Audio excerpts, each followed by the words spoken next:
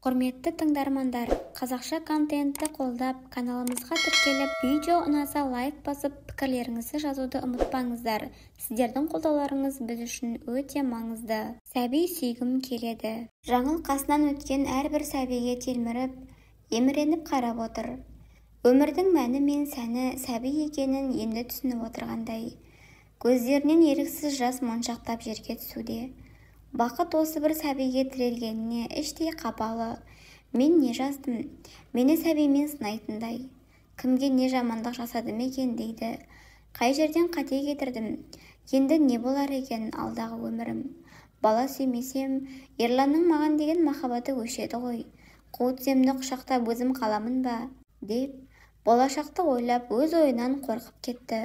Жоқ, Ерлан мені жақсы көреді ғой. Бірге бәріне жетеміз. Бір-бірімізге демеу боламыз деп келіскен едік қой. Ерланның олай жасауы мүмкін емес дейді. Өз ойымен арпалысып отырып, қалай кеш қарайып қалғанын білмей қалды. Қой үйге барайын деген ой тұрса да, аяғын санап, сүйретіп әрең келе жатыр. Сол үйге еш барғысы жоқ. Не айтамын? Менен жақсы жаңалық күтіп отырған шығар. Таңертеңгісін дәрігерге көрінуге кеткенін біледі. Бірер күн бұрын жүрегі айнып жүргенге көтердім бе деп үмітпен дәрігерге барса, ештеңе де жоқ. Бірақ неге көтермейтініңді білмеймін. Көтере алатын қабілетің бар, денің сау, үміт үзбе деп жібереді дәрігер. Расында үйіне келсе, енесі мен жолдасы асыға күтіп отыр екен. Кіргеннен сұраулы жүзбен Жаңыл жаққа қарап еді, үндеместен бөлмесіне кіріп кетті. Екеуі де ештеңе сұрамады. Шамасы білді ғой еш нәтиже жоғын. Жаңылдың жаралы жүрегіне жара салмайын деп, жолдасы да барынша көңілін аулап жатыр. Жаным, мен сені жақсы көремін. Бәрі алда. Барлық сынаққа төземіз, еш мойыма. Мен сенің жаныңнан әркез табыламын дейді. Ерланның бұл сөздері Жаңылды қайта қуаттандырғандай, өз-өзіне келіп, кешкі тамақтың қамына кірісіп кетеді. Ерлан мен Жаңылдың үйленгеніне 5 жыл болды. Екеуі студенттік шақта танысқан еді. Екеуі де ауылдың қара домалақ қызы мен ұлы. Бір жоғарғы оқу орнына түсіп сол жерде танысқан. Достасып 2-3 жылдай жүреді. Бір-біріне бауыр басып, көрмесе тұра алмастай халге жетеді. Оқуды аяқтап екеуі шаңырақ көтереді. Дүркіреп той өтеді. Ерланның әкесі жоқ еді. Ерлан кішкентай кезінде о дүниелік болып кеткен әкесінің армандаған тойын өткізгеніне анасы қатты қуанды. Әкесінің жоқтығын білдіртпеуге тырысты. Ерлан 4 қыздан кейінгі жалғыз ұл. Анасы барын салып, мектептің полын жуып, балаларын оқытып, тоқытып, бір-бір дипломнан алып берген. Әкелері болмаса да, ешкімнен кем қылмай өсірді. Енді міне, барлық балаларын аяқтандырып қуанып жүр. Осы балалардың бейнетін көрдім. Енді тек рахатын көрейін дейді. Жаңыл келін болып түскеннен маған немере туып бер де, өздерің қыз бен жігіттей болып жүре беріңдер, мен қараймын дейтін. Міне, сол немересін күтіп жүргеніне бақандай 5 жылда өте шығыпты. Ерланның анасы момын, көрегенді дана кісі еді. Келіннің қандай жағдайда жүргенін түсініп ештеме айтпайтын. Басқа біреу болғанда, баяғыда-ақ балама туатын әйел әперемін деп ажыратып жіберуші еді. Бұл кісі жатса да тұрса да бір немерені аңсап, Құдайдан немерелі болсам деп сұрап жүр. Көршілермен сөйлесіп қалса болды. Ана бедеу келінің әлі жүр ма, неге тумайды? Жаспын деп әлі жүр ма деп тиісетіндер де шықты. Оған не шаспастан, мен өзім айтып отырмын, жұмыстарыңды істеп, жағдайларыңды жасап алыңдар деп. Балалы болған соң жағдайын жасау керек, оқыту керек. Қазір заман қиын, бәрі қымбатшылық. Мен өзім оларды тоқтатып отырмын деп, барлық нәрсенің артын жауып қоятын. Кімнің аузына қақпақ боласың? Пәленшенің келіні бедеу, онымен түскендердің кемінде 2 баласы бар. Бұл әлі жүр, мүсінін бұзбайын деп. Ана байын аясан етті. Бір бала туып берсе болады ғой деген неше түрлі өсектер де жайлап кететін. Қайтсын, айтқан адам айтады да қояды. Ештеме естімегендей Жаңыл жүр. Бірақ іші алай-дүлей болып жүретін. Осы 5 жыл ішінде не істемеді десейші. Кім не айтса да құлағы елең етіп барып емделіп келетін. Қайтетсе қайын әпкелері осыны сөйлейтін. Бірақ барған жердің бәрінен еш ем болмайды.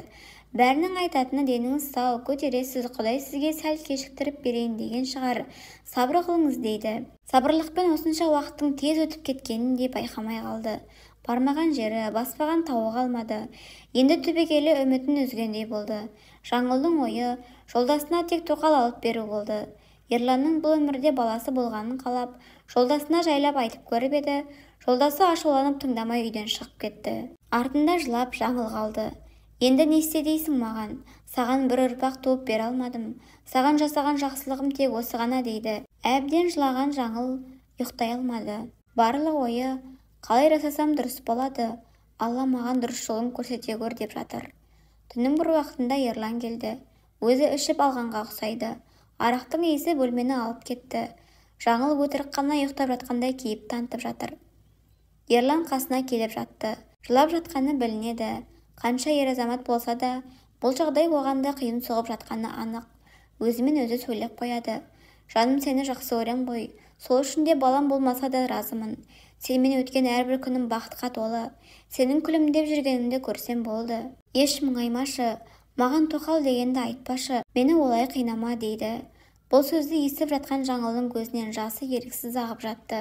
Таңертеңгісін ештеме естімегендей, ештеңе болмағандай Ерланға қайта күлімдеп жүре берді. Ерланның сөзінен кейін, мен күлімдеп жүрсем Ерлан бақытты екен ғой деген ой келді. Өз-өзін қамшылап, енді Ерланға бала асырап алу жөнін айтпаққа бел буды. Ерлан осы жайында талай сөз қозғаған еді, бірақ жаңыл келіспей жүрген еді. Мен сенің балаңды туып бергім келеді деп. Міне бүгін асырап алу жөнінде сөйлесіп, екеуі өзара келісімге келді. Екеуі де бақыттан басы айналып жүр. Осы жаңалықпен бөліспек болып, қайын әпкелерін үйге шақырып өз шешімін айтады. Ерлан бұл уақытта жұмысында еді. Бұндайды күтпеген қайын әпкелері қуанып құттықтап жатыр. Жаңыл бәрінің қуанғанына өзі де қуанышты болып жүр. Тамақ шайларын беріп, сиыр сауып келейін деген Жаңыл сыртқа шығып кетеді.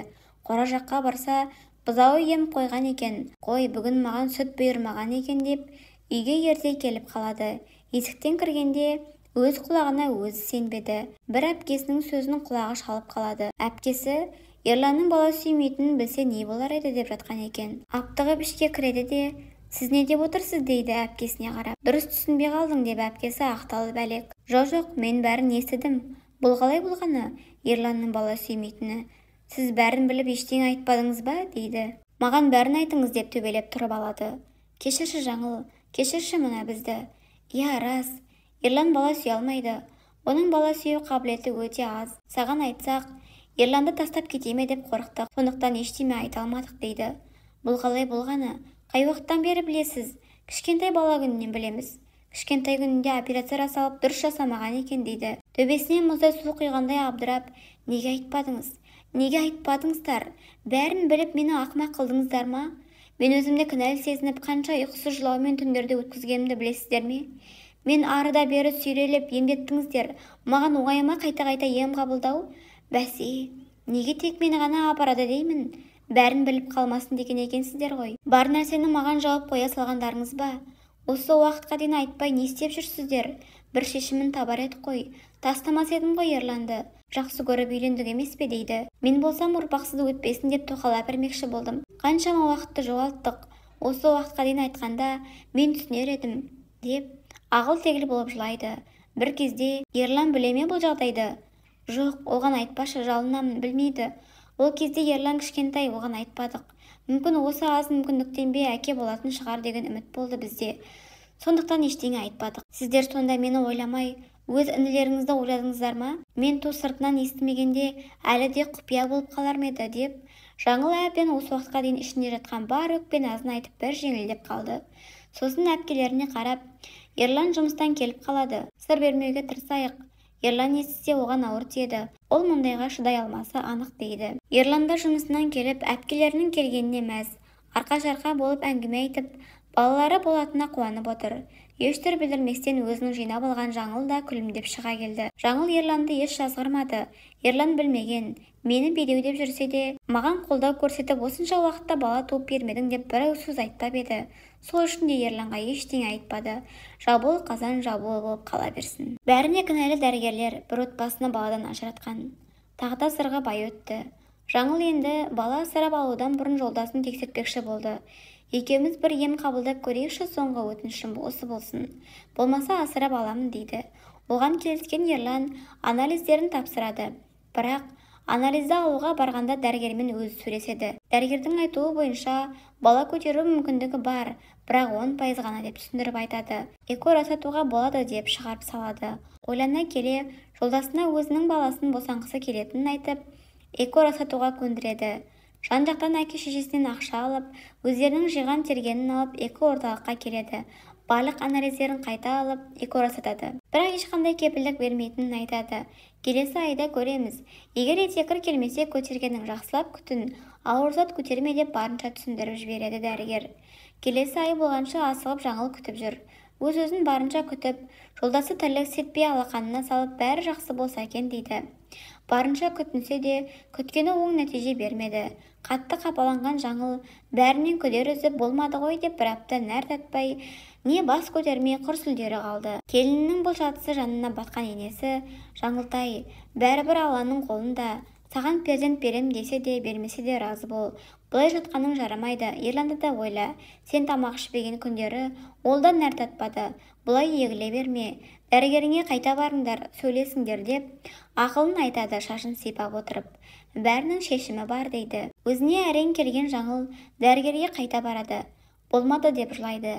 Дәрігер сонда мен не дедім саған? Егер болмаса қайтып кел демеп педім дейді.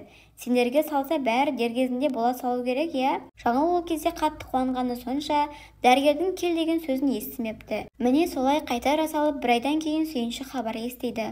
Бұл кезде жаңылдан бақытты адам жоқ еді. Аман есен күтініп, 9 ай дегенде шекесі торсықтай ұл баланы дүниеге әкеледі. Есімін Жалғас деп қояды. Араға 3 жыл салып үлкен ұлына серік болсын деп осындай жолмен тағы бір ұлды босанып алады. Міне, Жаңыл мен Ерланның 5 жыл армандаған арманы орындалып, 2 ұлды болып отыр. Әжелері көптен күткен немерелерін өзі қарап, арманына жетті.